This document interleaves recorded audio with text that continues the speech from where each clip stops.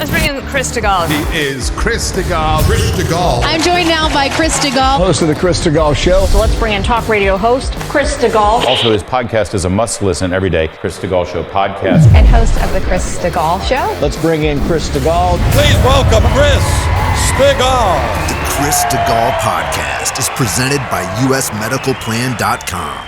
Save big money monthly and get better health coverage at usmedicalplan.com. Well, hey there. Welcome into the Chris Stigall Show podcast. Thanks a lot for downloading this. And if I could be so bold as to ask a quick favor, I don't do this often, but if you have a second, do you mind, if you're an Apple Podcast consumer or you're a Spotify user, could you leave a written review and a 5-star review of this podcast? It helps others learn about it and spread the good word. We're so appreciative. And thanks a lot for choosing this show, as you do each and every day, consistently making this one of the top-performing news commentary podcasts out there in the universe of all there is to choose from these days. And I thank our sponsor now for years, John Ruhlman, who has been basically the principal sponsor of this show and has helped so many of you in this audience, most importantly. The reason I love doing business with John and the team at U.S. Medical Plan is because they really help people in this audience. I'm not just talking about people that I've heard from through email. I'm talking about people in my own life. Colleagues of mine, friends of mine, my own parents. I sent my parents to John and his team when they were looking for supplemental insurance with their Medicare. John saved them $400 a month. That's my senior parents, all right? I have a personal friend who had a daughter with some special health needs. He was spending tons of money a month on private health insurance for them. John got him a better plan, saved him $1,000 a month. I have colleagues that have saved hundreds of dollars a month. If you're a small business owner and you supply insurance for your employees, that's a generous thing to do. Is it really expensive? And you're thinking, maybe I can't do it anymore? Wait. Call John. Reach out to his team. They shop with 100 different private health insurers all over the country. If you're an Obamacare user, that is not getting any cheaper this year. I can already tell you it's going to go up, up, up. There are private health insurance companies out there that have much lower rates than you think and cover everything that you need. I know people assume if it's cheaper, it means less coverage. Not necessarily. Or it may be that you have the best coverage going, but you're not going to know until you reach out. Please turn to the team at usmedicalplan.com, usmedicalplan.com, or give them a call today, 877-410-4321. That's 877-410-4321 or usmedicalplan.com. Great to have you along, ladies and gentlemen. Hey, welcome in on this midweek edition of the Stigall Show. Grateful that you tune in all over the country, wherever you happen to be listening. Our flagship station, Philadelphia's AM 990 The Answer. Live look this morning at the Ben Franklin toward Center City from the Jersey side. Nobody's paying tolls coming in, but they will leaving. Anyway, glad to have you along. Our telephone number, 855-STIGALL. If you want to get in here today. Yesterday, a very interesting day on Capitol Hill as the Senate held a hearing on childhood vaccine schedules. This is something that I was talking with a friend of mine yesterday, and he asked me, Stigall, are you animated about this at all? Because I know how animated you were over COVID. And I said, I am, but cautiously. And do you know why? Because for decades, including the entirety of my life, childhood vaccination schedules have been a thing. If you have kids, you've probably given your kid all the scheduled vaccines you have to, in many cases, to send them to school. I know I had them. Heck, I suspect my parents had them. I haven't had a conversation about it, but we're talking about decades and decades now of people on a standards shot schedule. And the thing is, in 2025, I realize there's a cottage industry, and I'm struggling with this mightily as your host, to be responsible, but also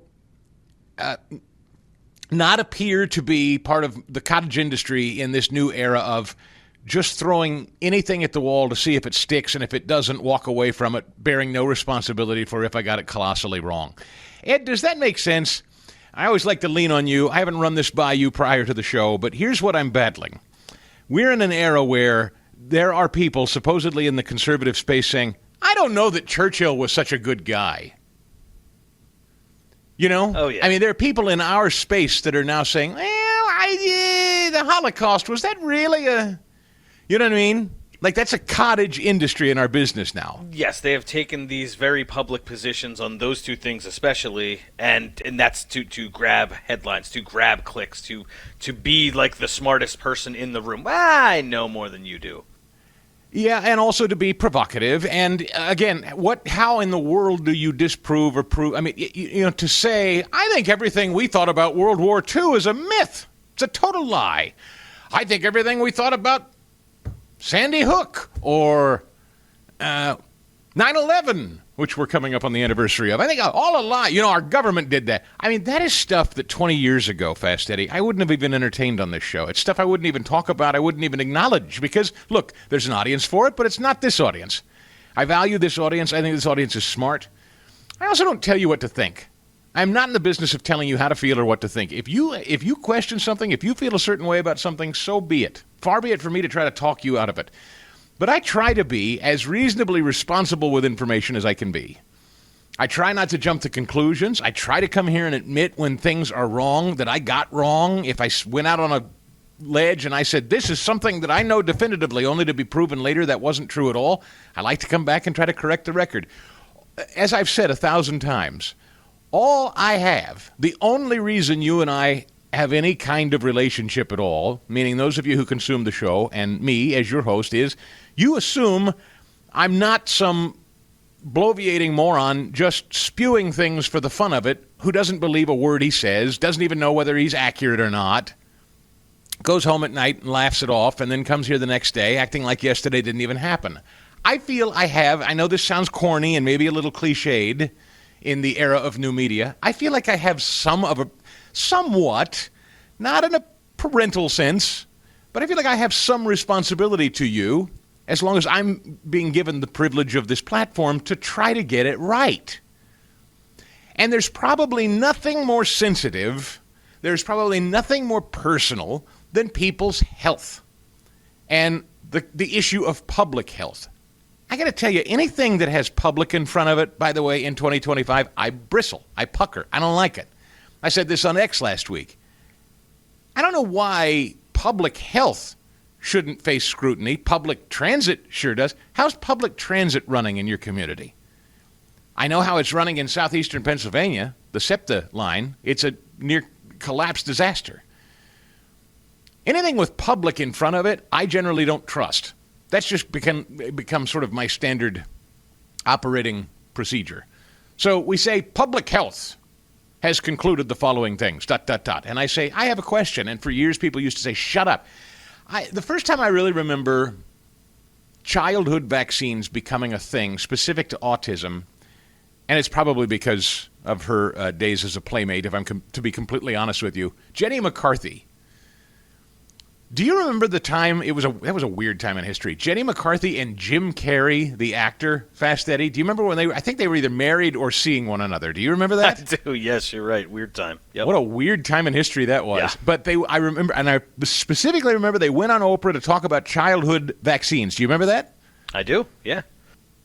Those two, I still to this day, I don't think they ever lived down. And I would submit to you, not that Jim Carrey, needs the money or whatever, but I don't think those two have ever really recovered from that. Hollywood kind of ran them out of town, and they were run out of town as kooks for even questioning the childhood shots, suggesting that maybe childhood shots cause or could be related to autism. More study is needed. You were a kook, and you have been a kook for 20 years for even entertaining anything like that. You can't say it.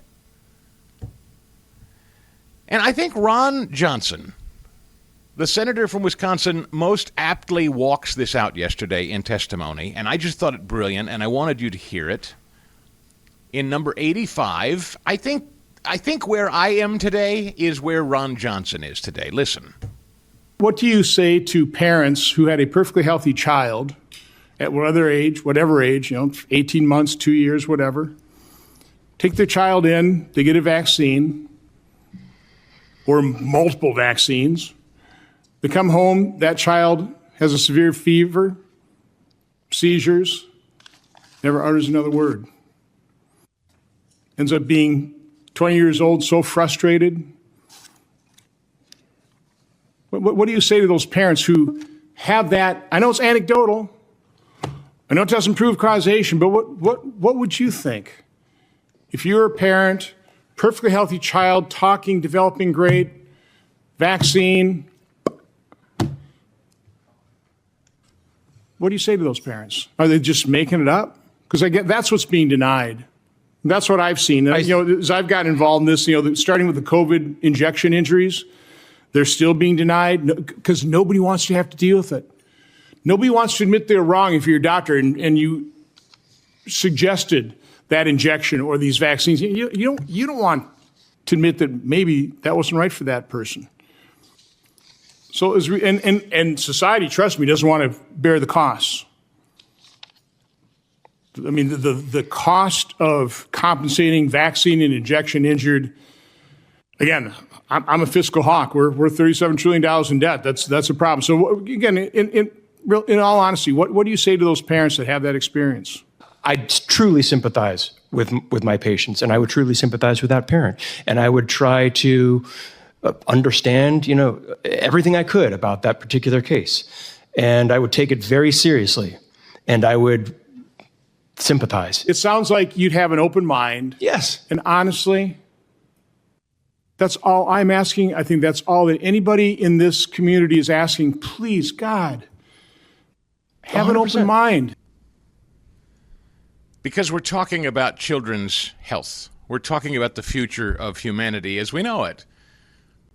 And we have to have a discussion in this country, it seems to me, on what is making children increasingly more ill. What are causing autism rates to spike? And Ron Johnson says it. This is it. And this is the nut of it right here, what he's just said. Nobody wants to own this. No one wants to admit it because, quote, society doesn't want to bear the costs. And this is what it really gets right down to. I've said this in previous shows. First of all, media. Let's talk about my business for a minute. I've shared with you that this house, our house, the Chris Stigall Show, and my parent company, the Salem Media Group, is not built on big pharma. Our revenue model has nothing to do with pharmaceutical companies, and to my knowledge, it never will. I don't know that we even have a standing policy against it. They're just not interested in conservatives and believers, in my opinion. That's just my opinion. I don't know that on authority. However, I do know that everyone from CNN to MSNBC to Fox and most of your mainstream news networks, their entire ad revenue structures are largely built on big pharma. Huge, huge money. It's epic money. And then, of course, there's government and the lobbyists. There is tons of money pouring into Washington, D.C. More ad dollars are pouring into the news you're consuming and the government that we elect from big pharma. More money is pouring in from that one revenue source than any other. And they can't take that kind of hit. They can't take a hit. Government can't take a hit. Government offices can't take a hit. Big pharma can't take a hit. Media can't take a hit that says everything we thought we knew about childhood vaccines is wrong and maybe even causing injury. They can't entertain that conversation because that house of cards would collapse, and so would many people's revenue streams and candidacies and government agencies and reputations. Can we not ask the question? It's worth exploring, isn't it?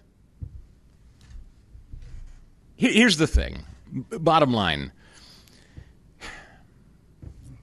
Do you think most sane people understand that government has gotten it wrong? Is trust in government high? I mean, if you were to go down the street today and ask the average citizen, do you trust government? Do you feel good about the state of government and how it serves you? What do you think the answer would be, Fast Eddie, for most people? I would think an overwhelmingly resounding no. That's what I would think. Government does not serve them. Jobs growth revised down 911,000 jobs through March, signaling economy on shakier ground, shakier footing than recognized. Let me go to yesterday. To make this point, I'm going somewhere with this. To make this point, let's go to Scott Bessent, number 90. Since April, again, you're actually losing manufacturing jobs. Is that problematic for your policy? Well, couple of things, Chris. We're going to get the revisions for last year next week, and there may be as big as an 800,000 job downward revision. Again, this would be the second downward revision, so I'm not sure what these people who collect the data have been doing. It's good. We need good data. Secondly, what we are seeing is the jobs that are being created are going to either native-born or legal Americans. Most of the jobs created under the Biden administration, they went to illegal aliens. Well, and I think that there would be a lot of debate over the fact that they went to illegal aliens, but let's keep moving. No. Let's, that's... So you get the point. Here's the thrust of it is, Scott Bessent last week predicting, I think these jobs numbers are way whacked out, way off, and they're going to come in greatly revised, and in fact they did. Bessent was telegraphing that before it happened, and it has. Job growth revised down almost 1 million jobs. That's a government agency tasked with counting the number of people freaking working or not in the country, and they were off again by 1 million for like the third, fourth, fifth, sixth, seventh report or whatever. That's why the last lady was fired and our buddy E.J. Antoni has been installed. In fact, Bessent said yesterday, if the Fed data is dependent and the data is bad, makeup cuts are needed. The president showed the system was broken, and now it's time to fix it with real data. E.J. Antoni is the right leader for the Bureau of Labor Statistics with integrity, data-driven focus, and relentless commitment to pursuing truth. Think of all the government agencies that have failed us, this being the most recent example. And this is why it bothers me so much when someone like RFK Jr. comes along and he says, we're changing everything. I'm firing most of the senior leadership at the CDC. This country's getting sicker. Kids are getting sicker. We don't know why. Everything they said about COVID was wrong. We don't know why. We don't know what their motives were, but they got it wrong. Everyone in government in charge of public health got it wrong, just like they got it massively wrong over at the Bureau of Labor Statistics. But here's the thing. It goes back to the psychology, Ron Johnson and the psychology of it. And I think this cannot be underscored enough. If we're all going to be completely honest with ourselves as a society, as a culture, and I'll say it for myself. I said to a friend of mine last night, I have to stare at myself in the face and consider, good Lord, did I just go along with the system and inject my kids, who are teenagers now, with something that may not have been safe because the system said? Was that a mistake? That's too much for many of us to stare down the barrel of and deal with. I get it. But we must. More in a minute. Saw this yesterday, and I just posted on social media a minute ago on X. And this is, if I could summarize my attitude about public health specifically as I was talking about this off the top of the show today. If the IRS can be politicized, if the Bureau of Labor Statistics can get it wrong by millions of jobs, if the FBI and CIA will act on phony intelligence, if public education can fail our children the way it has. I've got a story today about reading scores that is just devastating. I mean, our kids can't read or do math. If public education can fail our kids that way, if the media is willing to gaslight on any issue, including the cognitive ability of the former president, who we all know was not running anything, and even Jake Tapper had to admit ultimately, oops, sorry, we got it wrong. No, they didn't. They gaslit. I played you the montage yesterday. If all those things are true, and can anybody dispute anything I just said there? Is that editorializing on any front? The IRS being politicized? This is just a list off the top of my head. Politicizing the IRS. It happened. It's a true thing. The Bureau of Labor Statistics, wrong, terribly wrong. FBI, CIA, working on phony intel, got it completely wrong. Whether you're a Democrat or Republican, that's not incorrect. That's not an opinion. Public education is failing. And the media will gaslight on literally any issue, including who's leading the country. So, if all of that is true, and I don't think any of it can be argued, we've got the stuff to back up everything I just said, here's my baseline question. Why then wouldn't we question public health? Why is it verboten to say maybe what public health officials are telling you to inject in your kids is something worth scrutinizing? Maybe public health is getting it wrong in terms of what we're ingesting in our bodies. Maybe RFK Jr. isn't a kook. Maybe asking questions about conventional wisdom in public health is the better course, since we've seen all of our institutions massively failing us over the years. Why is public health somehow exempt from failing you and me while we've seen across-the-board failure in the public sector otherwise? How's the FAA doing, for instance? Pick your agency, Fast Eddie. You want to pick an agency? Which agency is the shining beacon of efficiency and effectiveness at the federal level? Can you name one? I'd love you to name one, please. Chris, begging you to, actually. Well, Chris, I'm not going to speak currently, but before, honestly, the Department of Defense. I've never seen anything like the botched withdrawal of Afghanistan, Chris. Never. That was a great point. How about FEMA? How'd FEMA do? Right? Yeah. We know FEMA was deciding whether they were going to give money based on what yard sign you had for your politics. Right. You're right. Of course. Department of Defense, Lloyd Austin, that loser who literally just took off and had a cancer surgery and told no one, including the commander-in-chief. For God. What institution has not failed you and me, the taxpayer? And I'm not saying it's irredeemable. I'm not saying we can't fix it. But why in the world? Because guys in white lab coats say, well, trust the science, trust the science. You shut up, you. You're not a scientist. You're not a doctor. I am a degree doctor. Look at that on the wall. That is a framed diploma from a very prestigious university. Right. How about universities? I'll throw that in there for good measure. That's not even a public institution necessarily. Has academe failed us? I think so. So I say again, I ask the question again, why wouldn't we ask about public health? Robert F. Kennedy Jr. is, and somehow he's being attacked as a nut? I don't think so. Give me number 89, if you would, please, Paul. A surveillance system where you're going to see the vaccine injuries. Under the current system, most of those vaccine injuries will remain invisible, and we will not be able to understand the risk profile of those products and do something about it. None of the people who reported injuries are ever followed up with. We're going to start following up and find out what kind of genetic vulnerabilities, what kind of other vulnerabilities they have. We are recasting the entire program so that vaccine injuries will be reported. They will be studied. And that individuals who suffer them will not be denied or marginalized or vilified or gaslighted. They will be welcome, and we will learn everything that we can about them so that we can improve the safety of these products. So here's the question. Can we handle it? Can you handle it? Can I handle it? I have kids, teenagers now. Well, one's 20, one's 19. 117, all of them injected with the various shots required for them to attend public school at one point. Something that if I could hit rewind and do all over again as a parent, I would, from public school to the shots, incidentally. At least think about it. I mean, I think about people who homeschool. I think about people who give birth at home. That's a thing. I don't know, folks. It's just, as I get a little older and I see the failures of our institutions all around us, I think, why is it the one thing we're not allowed to question ever is medicine, and specifically public health related to medicine? Why is that exactly?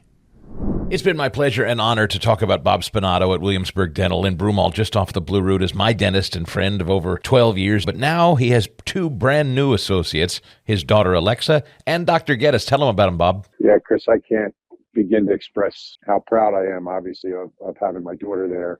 Also, Dr. Geddes is just a wonderful addition to our practice. He is a classmate of my daughter Alexa's at Temple Dental School, and I have known Jared for about 7 years now. Getting to know Jared over the years, it was my wife Debbie and my daughter Emily who kept telling me, you have to hire Jared. You have to hire Jared. He's going to be a superstar. Jared went off to USC, did a 1-year residency after his year at Temple, and he came back and he worked for about a year in practice in New Jersey. And after, again, my wife and daughter beating my brains in, I got the message and I hired Jared, and he's been a great addition to Williamsburg Dental. Pick up the phone or go online, make that appointment, 610-353-2700 or williamsburg-dental.com. Glad to have you folks. Welcome in to this midweek edition of the Stigall Show. I know it's Wednesday because it's trash day, and I take it out first thing in the morning. I have to take it out on Wednesday mornings because raccoons will get into it if I set it out on Tuesday nights. I don't know if that's a problem where you live, but it is where I live. Trash pandas. So that's how I know. If I haven't taken out the trash, it's not Wednesday yet. Here we are. Screwed that up yesterday. I had yesterday as Wednesday all day long. I think it's because we were trying to do so much over the last 2 days. Here we are, though. Glad to have you along, wherever you are, whatever day of the week it is. Just glad you're a part of the show. Today is Harumph Society Day, too. If you are not a Harumpher, I hope you'll join us. Go to chrisstigall.com and get signed up. We have not just that, but the podcast is linked there to get caught up on any shows you might have missed or segments you might have missed. That entire conversation with Lucas Miles, if you missed that, was a good one on Monday while we were at the Museum of the Bible. Hope you'll check that out. There's a lot going on at chrisstigall.com. Did you see last night that President Trump and Secretary of State Rubio and Vice President Vance, this triad, this trinity, the three musketeers, what do you read into that, Fast Eddie? Do you think these are the anointed pair going forward? Most people's odds-on favorites now as the pairing for the next presidential are J.D. Vance and Marco Rubio. Do you think that's what's going on here? It could be. It could be. They could just like each other and they're both really busy. Taking them out, maybe having a talk. Maybe Secretary of War was there too, Pete Hegseth, to be fair. By the way, do you like that? I didn't ask you. Do you like it being called the Department of War, which is what it used to be called years ago? I think it's fine. I think everything is pretty tense around the world right now, so a word of strength is probably in order. Yeah. Yes. Yeah, I don't disagree. I don't know if you saw this, but Trump made an impromptu decision to take these people out to dinner last night. And it was striking. Those of you who are watching on the Salem News Channel, and I'm sorry to those of you who are just listening in, I'll describe what we're seeing in a minute for those of you that are just listening, but you can still get the flavor of it listening. President Trump, the Secretary of War, Pete Hegseth, Marco Rubio, some other principals in the room, Vice President Vance, they're getting up to leave dinner in this restaurant. I don't know which restaurant it is. It's a nice restaurant. I mean, it looks like he's walked into a steakhouse or something. And you imagine having dinner and those guys walk in and grab the table next to you, Fast Eddie? What would that experience be? You're cutting into your steak on a Tuesday night, and then comes the president, vice president, secretary of state, secretary of war. Huh. Hey. Yeah, I need some more bread. Yeah. Waiter. That's wild. Anyway, as they're getting up and leaving, here's how that went down. Number 91. Happy to see you. Enjoy your dinner. Thank you.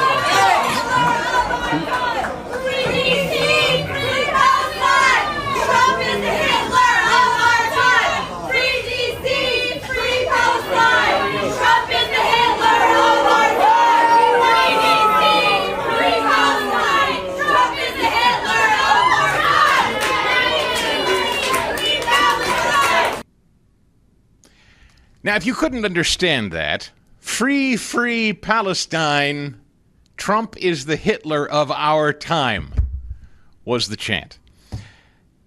Here's another thing you couldn't see if you were just listening to that.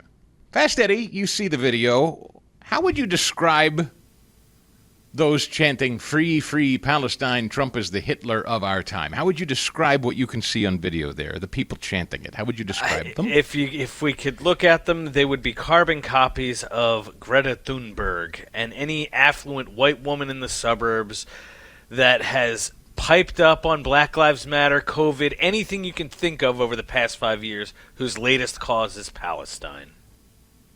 Young white women. Everyone involved in that shrieking moment inside this nice restaurant where other people, by the way, are just trying to enjoy their meal, you know? So Trump, you know, these people are minding their own business on a Tuesday night, just trying to have a nice dinner. Trump wheels in with these guys in the cabinet. All right, pretty cool. And as they're getting up and leaving, some bunch of shrieking white young women comes busting in chanting this. Trump is the Hitler of our time. And I just thought to myself, what is it? What is it with these young white women? We talked about this yesterday. It continues to be a huge problem, and inside the data of a new NBC News poll may well be it. I touched on this a bit yesterday. Gen Z's gender divide reaches beyond politics and into its views on marriage, children, and success. I don't think that we can ignore this. It is a tremendously important development and one I don't have an answer to. I don't know where it takes us. I don't know what it means.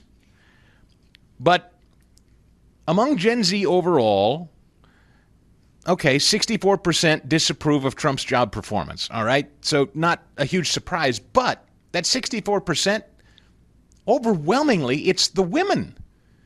It's young women. And again, not breaking news here, young women disapprove of Donald Trump by 74%, according to this poll. And I believe it. It's Philly's Karen shouting at the guy demanding the ball from the kid. It's these women, free, free, Palestine, on a Tuesday night in a nice restaurant, shrieking at the president. It's all they've got going on in their entire lives, their entire empty, meaningless, soulless lives. Why? This poll actually says so. And I was really intrigued with this. Despite their differences, Gen Z men and Gen Z women rank the same things as most important to them as defining success. Okay, fine. Job, money, financial independence. All right, that's fine. I mean, we can get into that. But listen to this. Members of Gen Z are more anxious than members of other generations. More anxious. Specifically, the women respond that they, quote, feel anxious or worried about their future almost all of the time. The high level of anxiety about the future is largely driven by young women. 1/3 of young women say they feel anxious almost all of the time.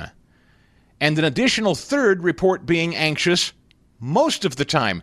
So that's 2/3 of women, Gen Z, polled in this poll say, 2/3 of women say they feel anxious almost all the time or most of the time.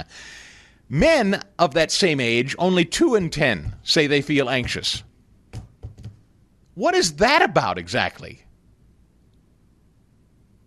Anxious all of the... Can you imagine? It's sad, actually. Free, free Palestine! Trump is the Hitler of our time! Anxious all of the time. Gen Z women ranked having emotional stability as the 4th most important thing in their personal definition of success. And of course, we talked about family and community. That's dead last. That's like deep on the list. Having a family, having any... Now, I could get preachy on this. I won't, although I don't think you can extract biblical precepts here. I don't think you can get away from what is the definition of family and having a fulfilling life. And I absolutely would just say to anybody that says they are feeling anxious most of the time, please, I beg of you, go get in a Bible-believing church with fellow believers. Get in a Bible study. Get in prayer. If you truly answer a survey by saying, I feel anxious most of the time or all of the time, you do not need to live that way. Meaning in your life is not going to come from shrieking at the President of the United States in a restaurant on a Tuesday night. Meaning in your life is not going to be snatching a baseball from a young boy at a ball game. Meaning in your life is not going to be getting on a boat and blocking aid to or helping get aid to Gaza or whatever. Meaning in your life is not going to be throwing paint on a portrait for global warming. Meaning in your life does not come from those things. And I'm specifically talking to young women here. And I don't know what we've done culturally, and I include myself in this. I've got a 17-year-old young lady in my life. I think she would say, similarly, she's somewhat anxious, but she's working on that a lot. We talk about that. We pray over her a lot, and I don't think she's nearly wound up like this. And I know for a fact she wouldn't be disrupting the president's dinner and everybody else's dinner shrieking like this in a restaurant. So I don't know. There's a cultural thing about this that we can explore. Is it phones? Probably, maybe. I don't know. But I also see this from Gallup. 39% of all Americans have a positive view of socialism. What drives that? Mostly young people. Again, mostly young women. So almost 40% of all Americans have a positive view of socialism. Not surprisingly, it's 18 to 34-year-olds who most cling to socialism. Trump is the Hitler of our time. Hitler. Fascist, authoritarian, murder. Young people gravitate towards socialism. Juxtapose that. You see, that's the thing. This anxiousness, when they turn away from God, when they don't try to find fulfillment in the Word of God in their personal lives, what do they need? They want to fill it with something. They think Big Daddy government, authoritarian government, is going to come in and make it fair and just and right for all.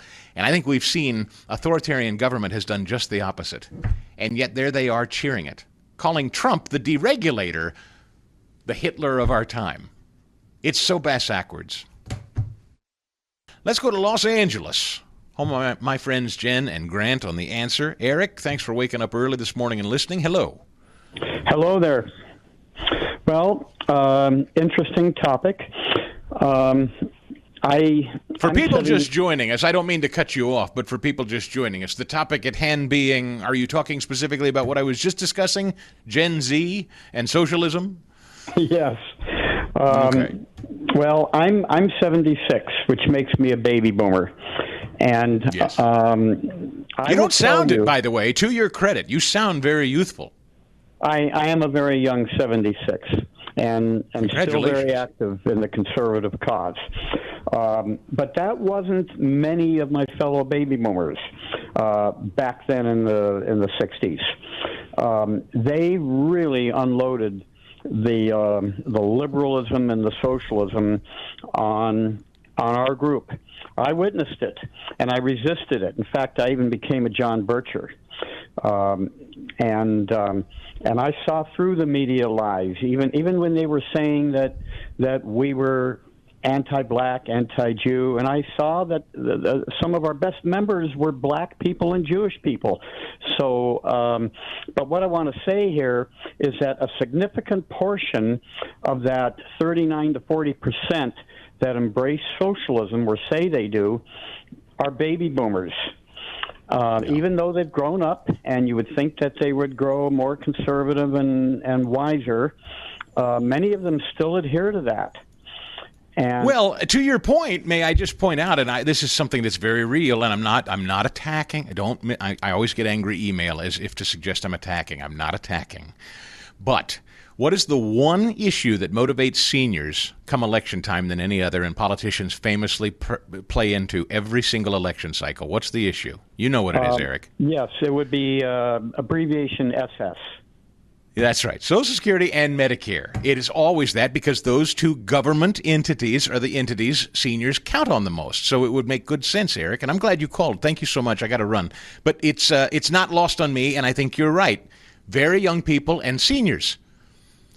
Seniors who are on the other side of a paycheck and a job, now they're dependent on government for the rest of their day. And I don't mean Social Security is not your money. That's not what I'm saying. But you understand, if you're dependent on Social Security alone, government issuing those checks, you got to put your full faith in government to get that done. And obviously we don't have it.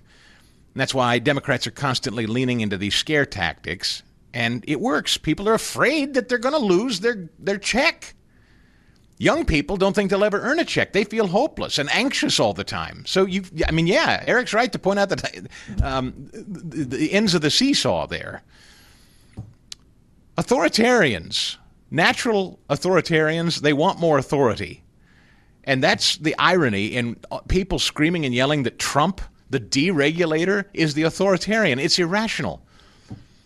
And there's a story that Reuters is withdrawing the Xi Putin longevity video. Chinese state TV is pulling legal permission to air it. Reuters is censoring themselves for China's benefit. Very pro-authoritarian. Trump wouldn't do that. More in a minute. Just quickly, I was talking about socialism, and then I want to go to our guest because I bet he'd actually have something to say on this. It's interesting. Young people gravitating more and more to socialism, say the polls.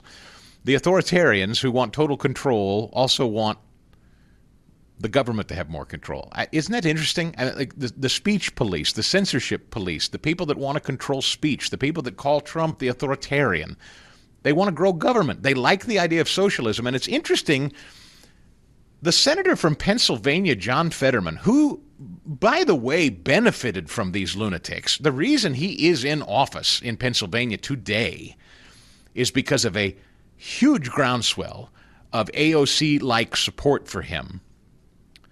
And socialists like AOC and Bernie and the like, they thought Fetterman was one of them. And he has turned as he's now heading to 2026. Listen to this in clip 80. I literally was in a former communist nation. And I asked that. I said, some people in my party, some of the lefties are talking about socialism now. What do you think? He's like, that's the worst thing ever. You're going to need a reality check if you ever adopt any of those things. You know, like you are morons. Whether he means that or not, I don't know. But he understands how to appeal to the working class in Pennsylvania, and he says if you adopt socialism, you're a moron. Here to talk more about this and some other issues related to trade specifically and tariffs, Shankar Singham. We had a great conversation with him a couple of weeks ago. He is the CEO of Comprater, a former advisor to the British Trade Secretary, a former advisor to the United States Trade Representative. And Mr. Singham, it's good to have you back, sir. Good morning. It's good to be back. It's a fascinating thing we're talking about this morning, younger people trending toward embracing socialism. And there's a Democrat senator saying that's the stupidest thing he's ever heard of. And I know that's not why you're here to speak today, but I'm sure you have a thought on it. Yeah, no, it's a very interesting situation. I think you basically have a typical right-wing, left-wing dichotomy. And it doesn't really work for the current moment. So if you think of this as a magnet with True North, and True North is essentially voluntary exchange, willing buyers, willing sellers, without barriers between them, and South would be socialism and Marxism and massive government intervention and so forth. The people on the right can be equally far away from your True North as the people on the left. So, you know, I think what we have to do is we have to think about is what you are saying. How far away is that from, as I say, voluntary exchange, willing buyers, willing sellers, without distortions? So, Shankar, this is an interesting thing you say. And again, I didn't intend to go here, but, you know, Steve Moore and I regularly talk, and he, for instance, is not a fan of tariffs. There are a lot of conservatives, to your point, and I'm not saying you agree with this necessarily, but there are a lot of conservatives in this country that think President Trump and his tariffs are just completely wrong-headed and going to careen us off some sort of fiscal cliff. They say tariffs are not inherently conservative and that, you know, Trump is doing some other things that are not inherently conservative in a true traditional sense. I think the Wall Street Journal has just got it out for Donald Trump at this point, which is kind of interesting that the leader of the Republican Party is basically crossways with the Wall Street Journal editorial board. You know what I'm saying? So is that kind of what you mean when you say the right can equally get away from true conservative principles in terms of spending and other things? I think what you have to do is look at it in terms of what the president is actually trying to achieve. We just released a white paper on the Trump tariff doctrine, and we basically said, look, what the president is saying is that there have been barriers in other countries. Other countries have done bad things to U.S. exporters, have damaged the U.S. economy in ways that are well beyond the traditional things that the international trading system has basically dealt with. The trading system has done a bad job of dealing with these kinds of regulatory barriers and distortions and so forth. And essentially what the president is doing is saying, I'm going to use the attractiveness and size of the US market to force these countries to do what for the last 30 years we've tried to get them to do, but they failed to do. And I think there is a landing zone here where these countries will actually reduce their barriers and distortions. And that will actually lead to benefits for the US economy, benefits for those countries themselves, and benefits for the global economy. So, you know, I think there is a good landing zone here. There are other strands in the administration that and I'm sorry to interrupt. Can you hold that thought? Because I just want to jump in. Don't lose your place in your thought there. But I just want to jump in and say President Trump, to my understanding, is not extending these tariffs in perpetuity. Once he gets to a place where he thinks it's even and we're square with other nations and the trade barriers have been torn down, it's my understanding his intention is lifting these tariffs. Is that yours? Well, I mean, there is a debate about this minimum tariff, but clearly he's doing deals. He's done deals with the EU. He's done deals with Korea, Japan. Now today we hear that India is back in play in terms of a deal. He's done a deal with the UK. All of those deals require those countries to lower some of those barriers and distortions. So yes, I think given that you've got a tariff of 10 or 15% on some of those countries, and they haven't actually resolved all of their distortions, I think if those countries were to go to the US and say, look, we're prepared to take away all of our distortions, all of our barriers to US exporters, now can you get us to zero? I think the administration, for a certain handful of countries, would be prepared to do that. Not for everybody. And certainly for many countries. Yes, and you were about to say there are certain people in the administration. We've been talking about this too. Trump is surrounded by people who do not agree on fiscal policy. Yeah, right. They clearly don't. They're at loggerheads. There have been many reports about audible fighting and chest-to-chest confrontations even. So Trump is not afraid of a team of rivals approach when he talks the economy. Yeah, and I think basically what's going to happen is there have to be deals that are successful, that show that you can actually use the US market access into the US in order to leverage down these barriers and distortions. If you can do that, then I think the calls for other things like tariffs for revenue, which understandably a lot of conservatives are very concerned about. The idea of bringing manufacturing into the US, even at low levels of manufacturing, possibly not really going to happen. Other things like that will start to slip away, and the administration will be able to declare victory on their very successful approach, which has been to use the US market to ratchet down these barriers and distortions. So Shankar Singham is with us again. He's a former advisor to the British Trade Secretary, as well as a former advisor to the United States Trade Representative. The Supreme Court is going to hear the case on Trump's tariffs. Lower courts have said he can't do it. He can't constitutionally do it. I've made the case that Congress gave him the authorization to do this in an emergency fashion back in the 70s. Congress voted on it. It was signed into law.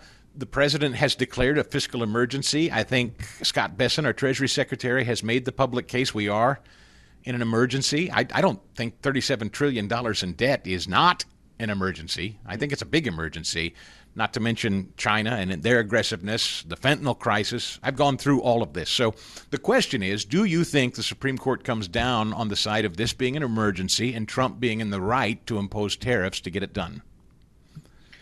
Yeah, so I think that there are three things I would say about this.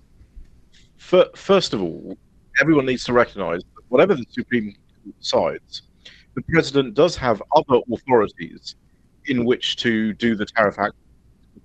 There is Section 301, Section 338, and many other provisions of the Trade Act that he could use.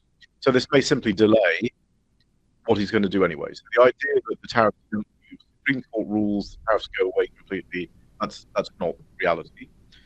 The second thing I'd say is the lower courts have basically said that the tariffs are effectively a tax and therefore they're subject to congressional authority. Trade policy is very much part of foreign policy. There are some countries like Australia and New Zealand that have ministries or departments of foreign affairs and trade, for example. So the idea that it's nothing to do with foreign policy is clearly wrong. And then finally, I would say that with regard to the economic emergency, again in our white paper, we've shown the cost of these distortions to the US economy. If you think about all those jobs being lost in Pennsylvania and Ohio, and steel mills closing because of China distortions, all of these things, and you say, well, that's not an economic emergency for the United States, I think it's quite a hard argument to make, given the scale of the effect of these distortions. I mean, we looked at a Korean distortion in one sector alone. And the cost to the US economy is half $1 trillion over the next 10 years. So, and that's just one factor in one distortion. So I think there's ample evidence that there is an economic emergency, that the failure of the trading system to deal with these distortions has created an emergency in the US, and by the way, in some other countries as well. And the president, I just ask you, I think Shankar Singh was with us. He just laid out a beautiful case as to why we are in an economic emergency. I mean, hemorrhaging jobs, the imbalance in trade with the Asian countries alone. So with about a minute to go, Shankar, let me ask you, do you think ultimately the Supreme Court comes down on what you're saying, that we are in fact in an emergency and Trump can proceed? And if they don't, what happens exactly?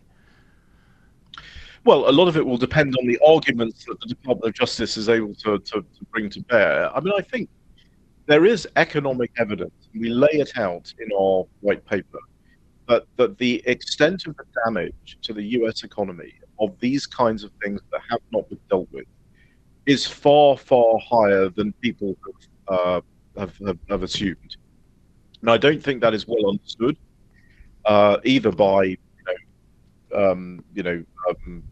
legislators and policymakers, let alone the Supreme Court. But I think if they make those arguments, then I think they will prevail. And particularly this other argument, that it is absolutely without question that your trade policy is a sub-part of your foreign policy. And if you deny the president the ability to do that, you're denying him the ability to operate in geopolitical dimension. Shankar Singham, thank you so much for your time. Brilliant, as always. We'll have you back soon. More in a minute. Tom Homan made an interesting appearance on the Nerd Prom King and Queens show yesterday. Joe and Mika. Remember, they're an interesting pair, Joe and Mika. They, in the first term of Donald Trump's presidency, kissed up and kissed up and kissed up to him, and then he became president. And they went to the White House, and they sat at dinner where they announced their plans to wed. Do you remember that story? The weirdest story. Joe and Mika planned to get married, and furthermore, at the dinner, this is true. Trump confirmed it. They confirmed. Trump offered to officiate their wedding. Now, then, of course, everything went sideways. Trump started talking about Mika's face and her botched plastic surgery and whatnot, and things went terribly south, and they had a falling out. Then he wins again, and what do? They go back to the White House to kiss up again. Rosie O'Donnell has famously told Joe and Mika she can't watch them anymore because of that. Now they're interestingly starting to host some Trump officials on their show over there at MSNBC, the Morning Joe program, and Mika decided to tussle with Tom Homan. Now, if there's any guy in the administration that I would not want to invite on the show and fight with, it's Tom Homan, and it went about as well as could be expected in number 79. I see on the show this morning you have Governor Healy talking about ICE doing enforcement operations at a church. Mm-hmm. False. Didn't happen. They were parked there. They did not do an operation there. She said they were parked in a public space legally. But to say that and to push that out there puts fear in the immigrant community. So let me tell you what's happening. To do that puts fear in the community. Right. To park the ICE agent's vehicle they're on a near public a church. Street. They are on a public street. She said they're on a public street, sir, waiting to respond to a criminal alien release pulled aside the road. Let me tell you, in the last couple of days, what's happened in Boston. They've arrested Victor Gomez Perez, a 33-year-old criminal alien from Guatemala, with charges of aggravated rape, assault and battery with dangerous weapon, indecent assault and battery on a victim 14 years or younger. They arrested Kaylee Espinosa, a 33-year-old criminal alien from Colombia, with charges of aggravated assault on a pregnant victim. They arrested Joshua Gonzalez, a 24-year-old criminal alien from Dominican Republic, with charges for trafficking heroin, morphine, opium, resisting police, disorderly conduct, and drug distribution. They also arrested Samuel Armando Barrero, a 20-year-old criminal illegal alien from Guatemala, pending charges for assault and battery on a child. So Mayor Wu and Governor Healy, they ought to be calling ICE and thanking them for making their streets safer, to for protecting their communities and taking these people off the street. They've turned a blind eye to this. They're sanctuary cities. Sanctuaries, cities and sanctuary states are sanctuaries for criminals. Give ICE access to the jail to arrest a bad guy in the jail rather than have to go in the community to find them. Because when you go in the community and find them, it puts ICE officers at greater risk. It puts the community at greater risk. It puts the alien at greater risk because anything can happen on the street risk. This is what we're trying to do. We're trying to prioritize public safety threats. When you got governors and mayors who are releasing these public safety threats every day into the community, that causes the crime rate, and we've seen some terrible incidents in the last few days where innocent victims are murdered. This past year, I've seen innocent Americans raped and murdered by people who are not supposed to be here. So rather than going back and forth and say, well, ICE has got a car parked near a church, that is ridiculous. You're out there looking for people like this, exactly what they're doing. Well, I would argue that actually that the ICE vehicle parked outside a Spanish mass is a frightening sight, given what has happened in this country. I also, with respect, sir, thank you for the information that you have shared on this show, but we would appreciate all of the information. All of it.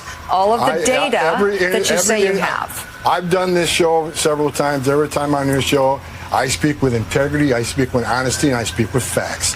The bottom line is, because of all this false narrative, and you using the term disappearing people, well, is that's disgusting. What's happened. That happened to the group that was sent to El Salvador.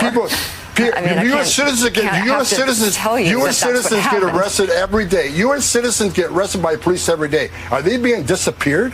No, laws are being enforced. Yeah. So this is where we are as a country, and I think this is 80-20, maybe 90-10 as an issue. Mika Brzezinski and people like her, I want to keep talking. I hope they keep inviting Tom Holman on shows like hers, and I hope they're allowed to keep talking. He just beautifully and brilliantly laid out. I thought ICE agents were operating in the dark of night in the shadows with masks. Wasn't that the claim? So now they show up in a community and they park on the street, and Mika says that's scary to people. Who the hell is scared of ICE parked on the street? Sincere question. Why would you be scared of ICE if you're here legally, disappearing people? What is the fear of law enforcement's presence, for heaven's sakes? That's what I would ask people like Mika. This cracking down on crime fight that Trump is having with the left, I welcome this. I hope it continues straight through to the midterms. More in a minute with Marsha Blackburn. Well, I don't know about you, but losing weight is one of those things I have been battling my entire life. Hi, it's Chris Stigall, and trying to keep it off once I've lost it, instead of gaining it back, that's also been a very difficult thing. I decided I was going to try something new. I decided I was going to try my PhD weight loss. And I decided I was going to try it because I know personally colleagues and many listeners to the Salem Radio Network that have lost thousands of pounds of weight combined thanks to the My PhD Weight Loss program. So I'm going to call up Dr. Ashley Lucas and the team at My PhD Weight Loss. I'm going to get one of these personal nutrition coaches. I hope you'll join me in this weight loss journey. I hope very soon you and I will be able to brag about all the weight and inches we're losing off our waist. I'd just like to get a little weight off these knees, you know. I'm not getting any younger. It's going to be a lot easier to walk around a golf course this summer. Join me. MyPhDweightloss.com is the website, or 864-644-1900. 864-664-1900 or myphdweightloss.com. Tell them Chris Stigall sent you, and good luck. Here we go. A major retail chain just canceled a massive order, leaving MyPillow with an overstock of the classic MyPillows, and now it's your gain. For a limited time, MyPillow is offering their entire classic collection at true wholesale prices. Get a standard MyPillow for just $17.98, and if you want more, you can upgrade to a queen size for only $22.98. or a king size for $24.98. Snag body pillows for $29.98 and versatile multi-use pillows for just $9.98. Give your bed a whole new pillow set while supplies last. Visit MyPillow.com today. Use the promo code Chris or call 800-932-5056 to score these amazing deals while they're in stock. Plus, when you order, $75 or more in merchandise, you'll receive $100 in free digital gifts. No strings attached. That's right, premium pillows at unbeatable prices and bonus gifts to top it off. Don't wait. Head to mypillow.com today or call 800-932-5056 right now. And don't forget to use the promo code Chris to grab your standard MyPillow for only $17.98 while supplies last. Hey, glad to have you along. Ladies and gentlemen, a live look at Nashville, Tennessee this morning. We're so glad to be heard throughout Tennessee, and we're always glad that one of the great senators who represents that great state is regularly willing to join us. And by the way, since she last joined us, made an announcement that she hopes to become much more intimately involved in the day-to-day activities of Tennessee, as she'd like to be their next governor. She's Marsha Blackburn and joins us now. Senator, good to have you back. Good morning. I'm delighted to join you. Thank you.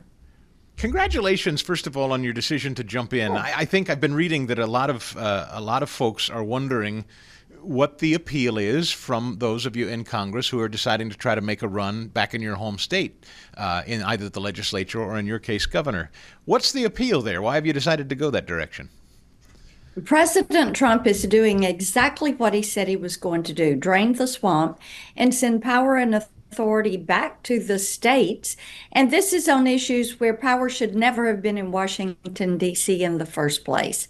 When you look at what is happening with education, with healthcare, with energy generation, with labor, regulations, benefits, all of that is coming back to the states. And, you know, Chris, for those of us that are conservatives that have long wanted to see this happen, we're thrilled. Let's get power back to the people and out of D.C. bureaucracies.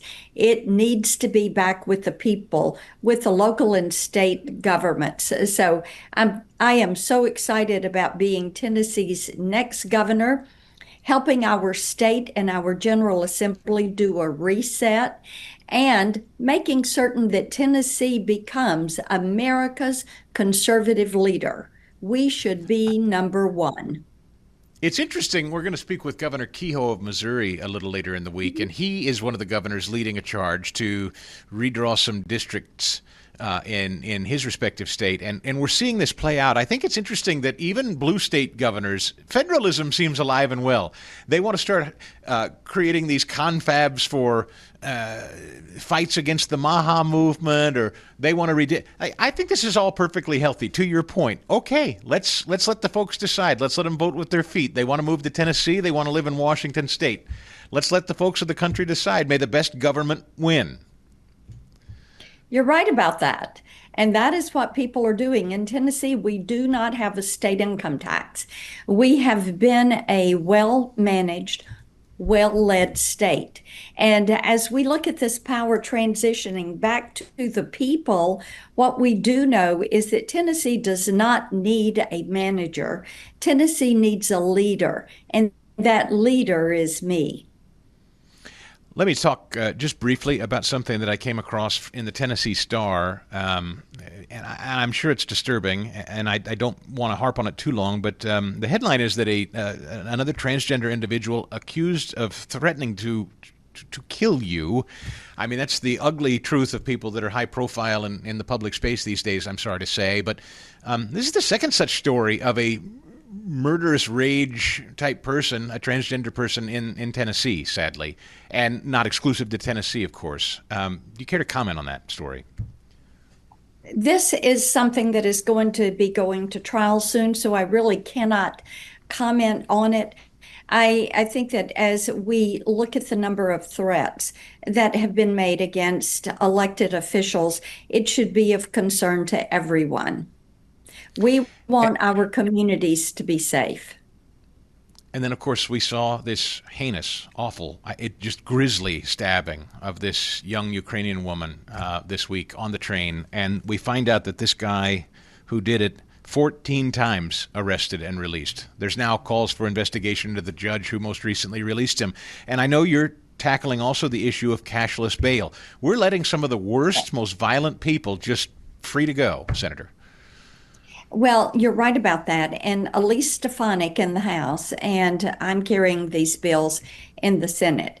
And one would end cashless bail policies in Washington, D.C. President Trump and his initiative have been so successful in cleaning up the streets of D.C. and making certain that criminals are arrested. I think that what they did in August was arresting 2,000 criminals, and many of these are violent and repeat offenders. So they've been able to get them off the streets. One of the problems DC has had is the exercise of cashless bail, where they would be back on the streets before the law enforcement officer that conducted the arrest filled out the paperwork. The second bill would end federal grants and federal money being transferred to localities and states that exercise the cashless bail policy. When criminals are apprehended, they need to be kept in jail. They need to face prosecution and accountability.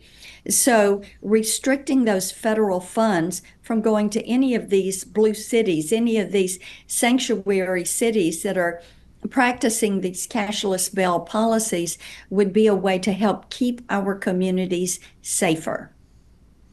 This seems to be, if not an 80-20, maybe a 90-10 issue. I am perplexed in one sense, fascinated in another.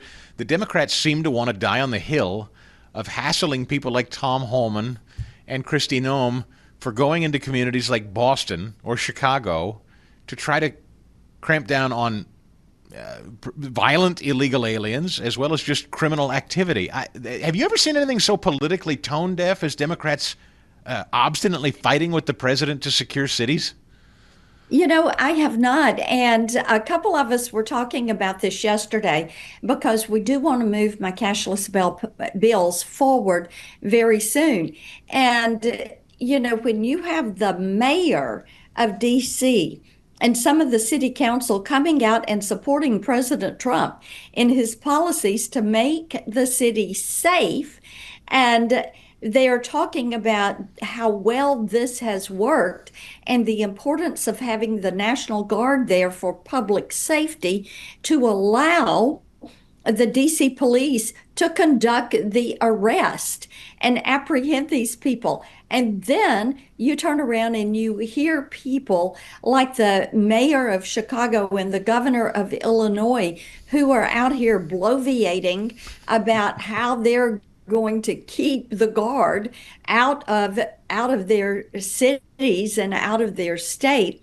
And I think most citizens are going, what are you doing? We want them to come in and help. We've had issues in Memphis, Tennessee. We've had the FBI conducting an exercise there, a surge, and they have apprehended hundreds of gang members. And I talk to people in Memphis regularly who say, hey, this has been so successful. Do you think there's any way we could have the guard come back up the police while they continue to conduct some of these arrests? I've never talked to a police officer who's against the idea of having the backup of the presence of the guard. They don't need help with arrests. They just like their presence there. It helps them do their jobs. That's exactly what I hear from officers I talk to, Senator Blackburn. Can I quickly ask you about the business of the Senate? A looming government shutdown. We're back to one of those dramatic cliffhangers, maybe, come the end of next month. I read that Chuck Schumer is having a terrible time with the Democrat caucus and the Democrat House, that he's really under fire right now. What do you know about the Democrat side of this? Well, you've got Chuck Schumer, who is cheerleading for a shutdown. You have Chuck Schumer, who exercised the nuclear option and is obstructing President Trump's nominees, requiring filibuster on every single nominee.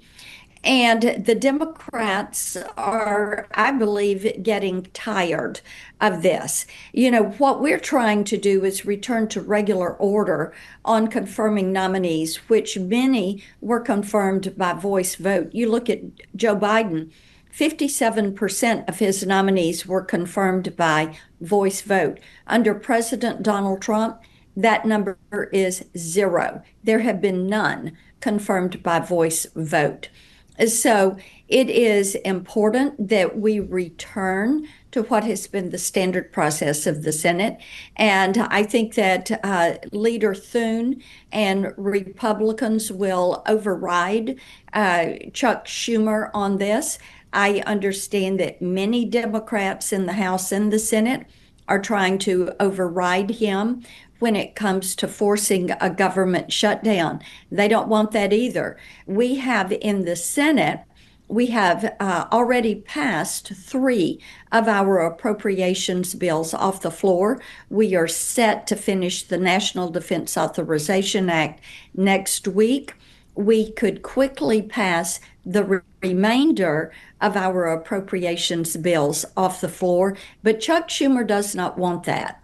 Chuck Schumer wants to obstruct President Donald Trump. I think he is so fearful of AOC and Mandami and the left that he is afraid to do anything that would be for the American people. Senator Marsha Blackburn, we're always grateful for your time, ma'am. Good luck with your gubernatorial campaign. I hope we can have you back when time allows. You got it. Take care, Chris. All right, yesterday, the president from the Resolute desk addressing the violence in this country, as we were just discussing with Marsha Blackburn. Give me number 82. For far too long, Americans have been forced to put up with Democrat-run cities that set loose savage, bloodthirsty criminals to prey on innocent people, really very, very innocent people. In every place, they control radical left judges, politicians, and activists, and they've adopted a policy of catch and release for thugs and killers. In Charlotte, North Carolina, we saw the results of these policies when a 23-year-old woman who came here from Ukraine met her bloody end on a public train. And here's a picture of it. This is the picture of it. And this is a picture of the woman, a beautiful young girl that never had problems in life, with a magnificent future in this country. And now she's dead. She was slaughtered by a deranged monster who was roaming free after 14 prior arrests. We cannot allow a depraved criminal element of violent repeat offenders to continue spreading destruction and death throughout our country. Okay. We have to respond with...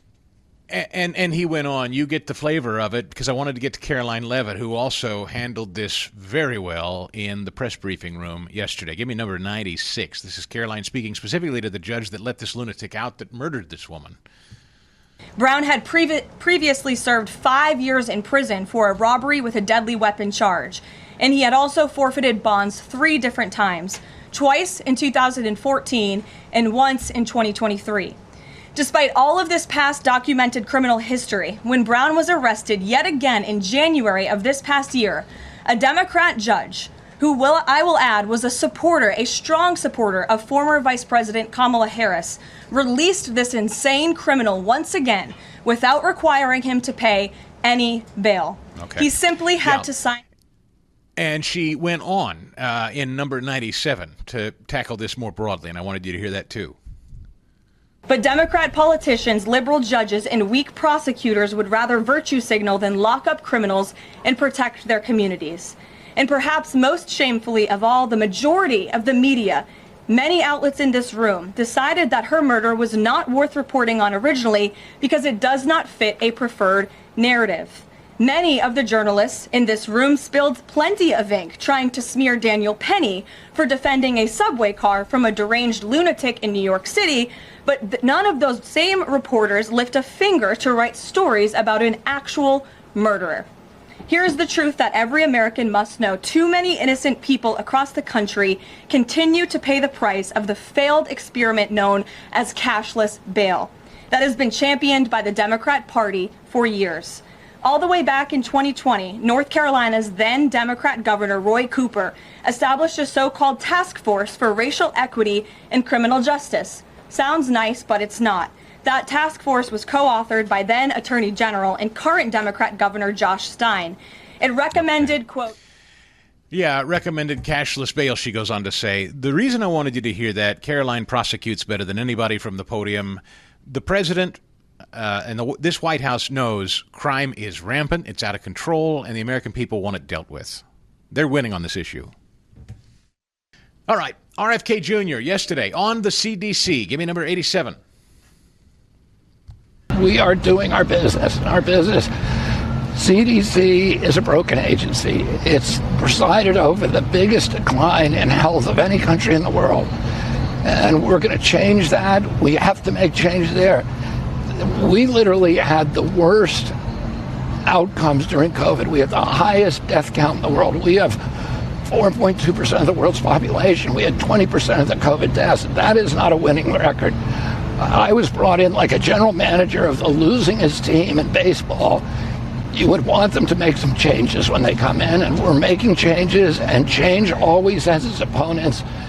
We're making changes for the best, for the betterment of the American people, so that we can go from the word, let me just ask you about CDC. Let me just say the CDC announced last week the chronic disease rate in this country is 76.4%. It was 11% when my uncle was president. It was 3% in 1950. We are the sickest country in the world, and we got to do something different. And it's going to require change, and some of the people who presided over this mess have to leave. But understand that you hired Susan Monarez, and she wrote that public health shouldn't be partisan. Vaccines have saved millions of lives under administrations of both parties. Parents deserve a CDC they can trust and put children above politics, evidence above ideology, and facts above fear. I was fired for holding that line. She said, if we stay silent, preventable diseases will return. If we act, the facts can still prevail. That was her words. How do you respond to that? Our job is to depoliticize CDC. The problem with CDC is it was supporting dogma. All through COVID, Americans saw it for the first time. I've been watching it for 20 years. Even your hired CDC director. Rather than science. And what we need is a CDC director who's going to follow the science. And that's what we're going to do. We're getting rid of the All right. This is the point. This is the point. Did you hear him? Did you hear that he never attacked this woman? Even though this woman attacked him, he never responds in kind. Not to his lunatic, hateful relatives, not to other Democrats, not to people that he fires. He never responds to their criticism. He always tackles the issue, trying to make the agency better. Have you noticed that? And it wasn't too terribly long ago that your host, this very show, was called a kook, and many shows were deplatformed, demonetized. I was shadow banned for simply challenging conventional wisdom of COVID and saying, I'm not sure I want to take that stupid shot. I don't know that that's any good. I don't know that I want to take that. I don't think I need to take that. I don't think masks work. I think this is stupid. You couldn't say that. My show was deplatformed, blacklisted. I was kicked off YouTube. It was Cooksville for saying this stuff not too terribly long ago. And now look at all we know. I mean, we need to know that why at least one significant study was completely buried on childhood vaccinations that was brought up yesterday. One really significant study. Why was it buried? Listen to this. Number 3, give me number 83 here. This is Aaron Siri. I wanted you to hear this if you didn't yesterday, talking about one significant study on childhood vax. Go ahead. The study began by explaining it set out to reduce vaccine hesitancy by assuring parents the CDC vaccine schedule is safe. Instead, what these researchers found was that vaccinated children had 4.29 times the rate of asthma, 3.03 times the rate of atopic disease, 5.96 times the rate of autoimmune disease, and 5.53 times the rate of neurodevelopmental disorders, which included 3.28 times the rate of developmental delay and 4.47 times the rate of speech disorder. All of these findings were statistically significant. There was also other conditions for which there were numerous cases in the vaccinated group, but zero in the unvaccinated group. Hence, a rate cannot be calculated, including brain dysfunction, ADHD, learning disabilities, intellectual disabilities, and tics. For example, there were 262 cases of ADHD in the vaccinated group, and there were none in the unvaccinated group. In this study, there were around 16,000 kids in the vaccinated group, by the way, and around 2,000 in the unvaccinated group. So this goes on, and I would recommend you watch it and listen to it. Again, that gentleman is called Aaron Siri, S-I-R-I. Aaron Siri, and you can go listen to him. He's an attorney, not a doctor, so he was, discredited by the Democrats immediately. You're not a doctor. No, he's not, but it is a remarkable study, and it's worth talking about, isn't it? And remember, I remind you that during COVID, the FBI and the Biden administration worked with social media to try to censor people like you and me for simply asking questions about COVID. Imagine what they're doing and willing to do when you're talking about childhood vaccines. I think RFK Jr. and Donald Trump should be celebrated for trying to break down these walls and allowing us to have a dialogue about what we're injecting into kids. Science unto itself, if anybody really cares about science, for heaven's sakes, what's science about? It's about asking questions. We want tomorrow's parents to know that they have the best information. But in order to have the best information, you have to have transparency. And if Big Pharma can't control cable news, and if there's a separation of Big Pharma and state, look, I think that's massive progress. We have to question whether it's a good idea to provide immunity for mandated shots and never have a discussion about it again. We mandate shots and never talk about it again? Are you comfortable with that? I'm not. And there's another difficult conversation today. The people who are committing the most murders and the most violent crimes. That's something else that we're not allowed to talk about right now, but is very much in the public space. We can't have progressives, if we can't honestly address problems. The Democrat Party is all about censorship and deplatforming and doxing. I posted it today on X. The authoritarian party. Trump's Hitler. Trump's Hitler. The same people answer polls saying they want bigger government. It's totally irrational. Authoritarians call all those who oppose big government authoritarian. It doesn't make any sense. It's not progressive. Remember big tobacco and the deceptions of the big tobacco era? Well, what if today's big cover-up is the childhood vaccine schedule and Big Pharma, the Biden administration, the media, suppressing vaccine risks, inflating jobs numbers, ignoring crime, eroding societal trust, inflicting harm? And here's Robert F. Kennedy Jr. and Donald Trump trying to restore some transparency to public health and the republic. Boo! They shout, authoritarian! It's bass-backwards. It's lunatic. Big tobacco, for example, that is a notable example from American history of corporate misconduct, armed with internal studies that linked cigarettes to lung cancer and heart disease, and they ignored it, and they chose to prioritize profit over honesty. Smokers denied the truth, continued to smoke, and they suffered early deaths. Shareholders benefited. Today, we see a very similar situation, in my view, with the pharmaceutical industry. Profit totally overshadows ethics. Aaron Siri, who you just heard in that clip, and his testimony before the Senate revealing that study that's been buried simply to protect pharma's interests. And what that study found is alarming. In case you missed it or didn't hear it, let me say again, vaccinated children, that study claims, experience chronic health issues at significantly higher rates, 329% more asthma, 496% more autoimmune disorders, 453% more neurodevelopmental problems. A staggering 57% of vaccinated children face lifelong health issues compared to just 17% among the unvaccinated. That's what one study says, not Chris Stigall, one particular study. Is it worth talking about? I think so. Should we suppress it? I don't think so. Any more than we should have suppressed what big tobacco knew. Denying transparency is to deny informed consent, and that endangers all of us, most of all our children. This kind of deceit extends to governance under the Autopen administration of Joe Biden, too. This Bureau of Labor Statistics story, they come out and they dramatically revise their jobs numbers. Nearly 1 million jobs, they got it wrong. Oops! They just removed from last year's statistics to make Joe Biden look better, inflate the numbers to create the facade of economic prosperity, and try to influence a presidential election. Businesses made investments on that information. Investors engaged in trading on that information. Citizens made plans based on that statistical manipulation, just like smokers who continued to smoke despite hidden health dangers. This economy, like public health, is built on some very shaky foundations right now. And then the media, exhibiting selective amnesia, the brutal murder of this Ukrainian refugee.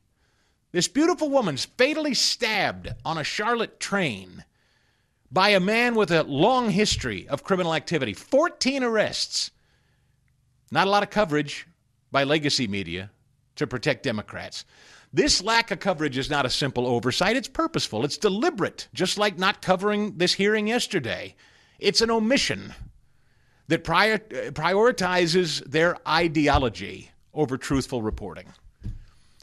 Cover-ups in health, economics, justice, that all erodes the social contract. It causes real harm. Families broken, fortunes lost, innocent lives taken.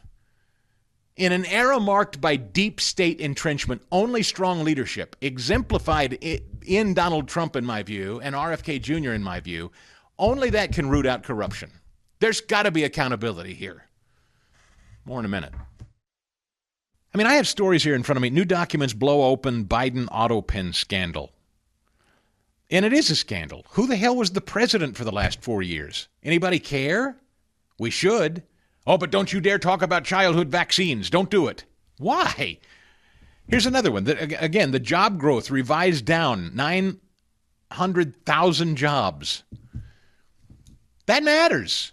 That's a big deal. Who was signing executive orders in the White House for the last 4 years? We don't know. A machine? Jobs numbers off by 1 million? The FBI probing whether its own agents obstructed or interfered with politically sensitive cases? I went down the list.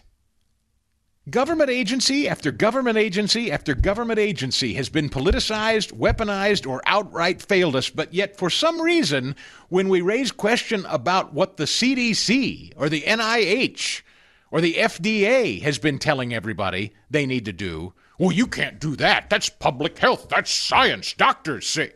I beg your pardon? What about government has done us well, has served us well? Not much, if any, that I can point to. Every branch. None are exempt. It's why Donald Trump and this band of folks he's assembled are all there as a wrecking crew to dismantle the deep state and reorganize this thing with you and me, the taxpayer, as the priority for once. Not special interests and lining people's pockets.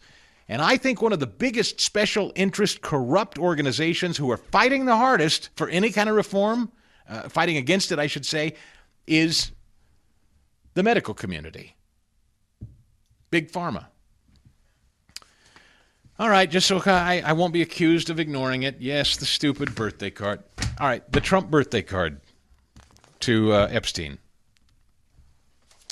Give me number 99. In fact, I have already seen many forensic analysts of signatures coming out. I believe it was the Daily Signal that published a piece with 3 separate signature analysts who said that this absolutely was not the president's authentic signature. And we have maintained that position all along. The president did not write this letter. He did not sign this letter. And that's why the president's external legal team is aggressively pursuing litigation against the Wall Street Journal, and they will continue to. Good. And I hope he wins big time. Trump, as for Trump himself on this, just so you can hear it, I had that. Where'd it go?